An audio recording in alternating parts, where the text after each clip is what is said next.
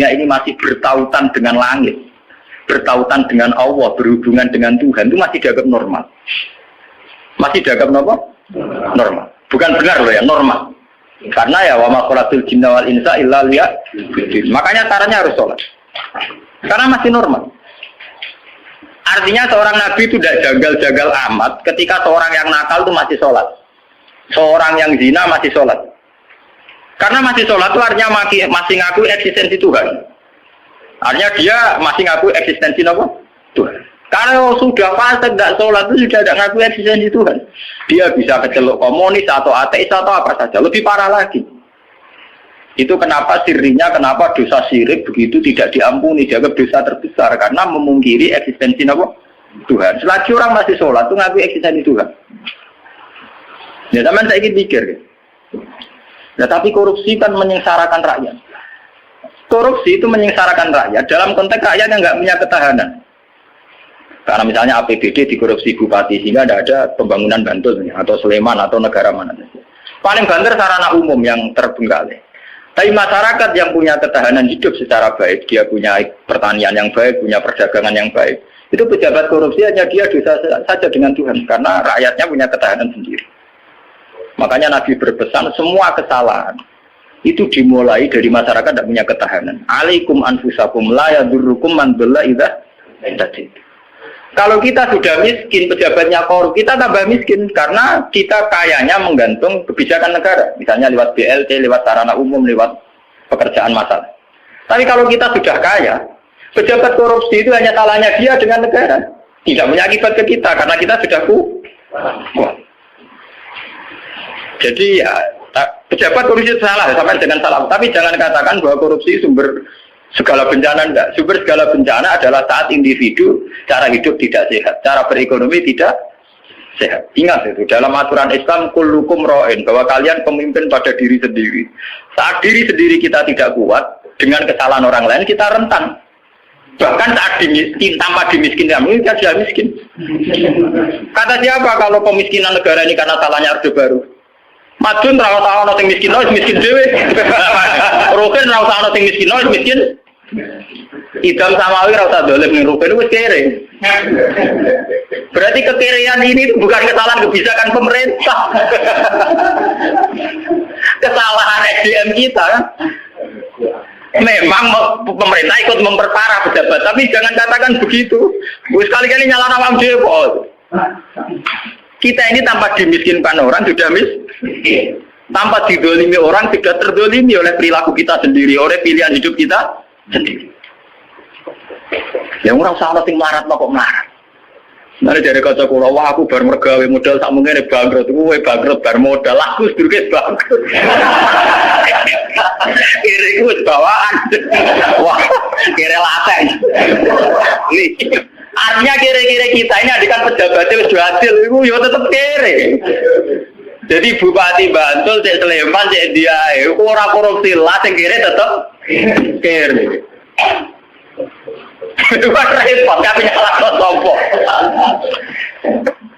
Tugale sistem pendidikan nasional dirubah nganti ngeluh mendiknas ya. Udah tarik SDM rendah atau Sinawi tetap bento. Sebelum ada paket-paket UNAS ya wis bento. Bentone ora salah pemerintah, ora gelem belajar. Apa susah sih ora sekolah belajar dhewe maca-maca buku tak apa. Jadi kita ini kan bodoh sedurunge dibodokno, melarat sedurunge dimelarat. Makanya Nabi itu tidak begitu fanatik dengan aturan-aturan sosial. Nabi sebagai Nabi hanya punya pesan lama selagi masih sholat. Selagi di alam raya ini masih ada orang yang mentautkan, yang mengkaitkan hubungan hidup di dunia ini dengan Allah, dengan Tuhan itu masih normal. Oleh Nabi dianggap masih normal. Jika Nabi kalau nyurati raja-raja ya kamu masuk Islam. Setelah Islam kamu selamat. Itu Nabi tidak ada syarat bahwa kamu harus menjadi rakyat saya, pengikut saya itu tidak. Karena ya seorang Nabi itu hanya butuh supaya dia manusia di alam raya ini punya tautan, punya hubungan dengan hukum Tuhan. Makanya Nabi ngendikan lama sholat, selagi masih sholat. Itu kemungkinan pertama. Kemungkinan kedua, Nabi masih berharap dengan sholat itu, kalaupun dia nakal, tidak nakal-nakal lama. Tidak mungkin seorang yang sholat istiqomah, kemudian nakal-nakal lama.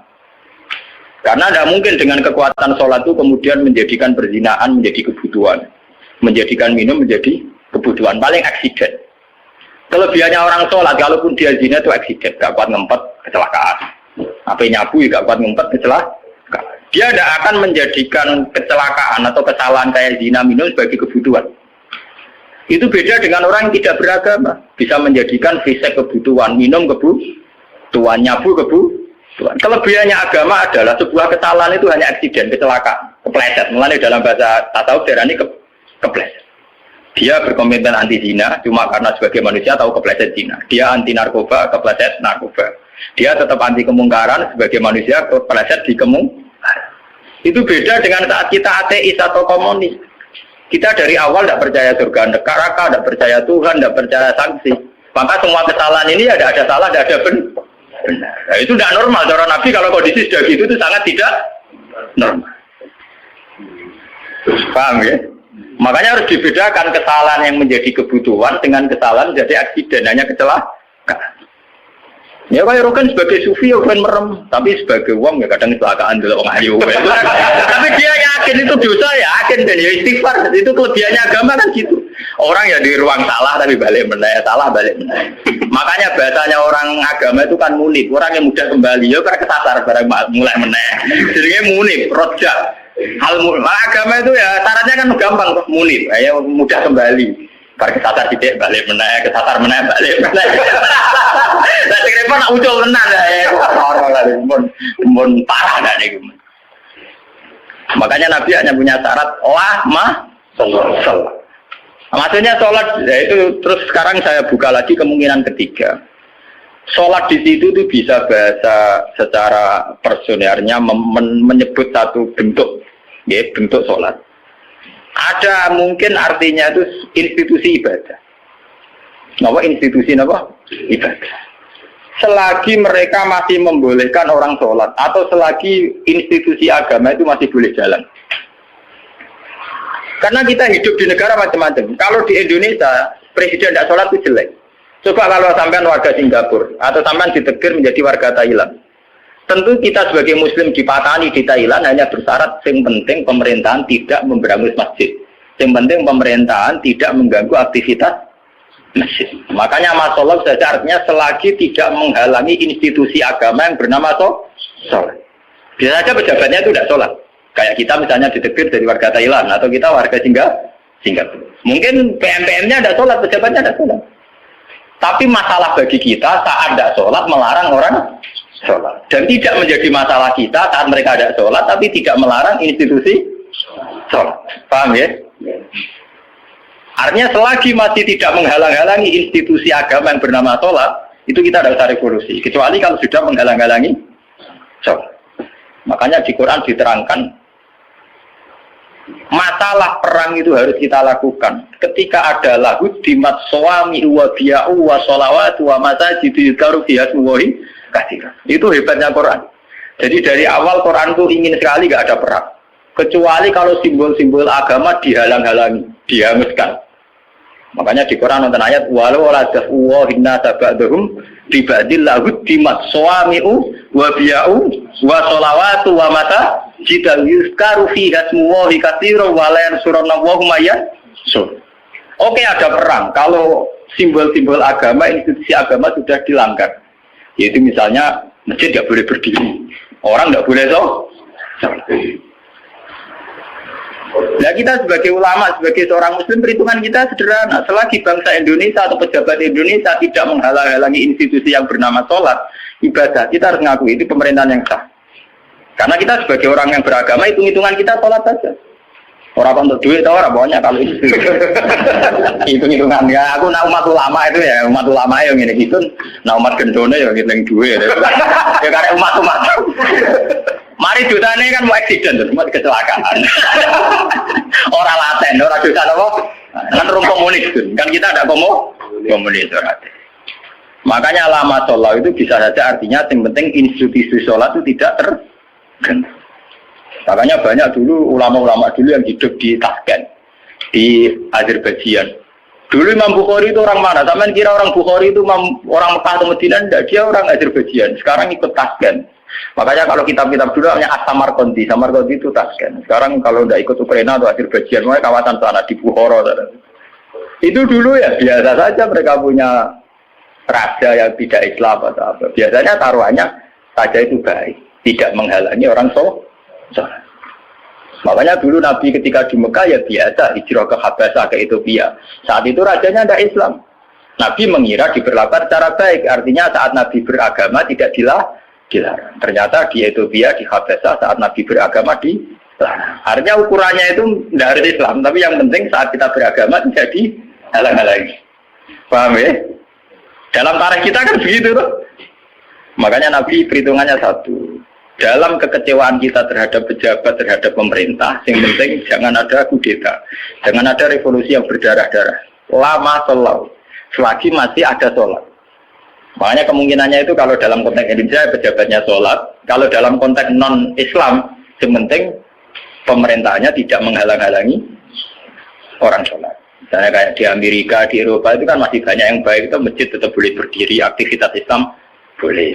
Itu masih normal ya. Dalam pandangan Nabi begitu itu masih apa? Normal. Nah, lewat ngaji ini biar jenengan tahu betul bahwa sebetulnya kita sudah punya panduan politik. Ya, panduan politik, panduan sosial itu kita sudah punya dari Nabi. Ya masalahnya roh tak orang menurut dan roh kita tak orang lain tak ulang mulanya tak ulang mulanya kita ulang.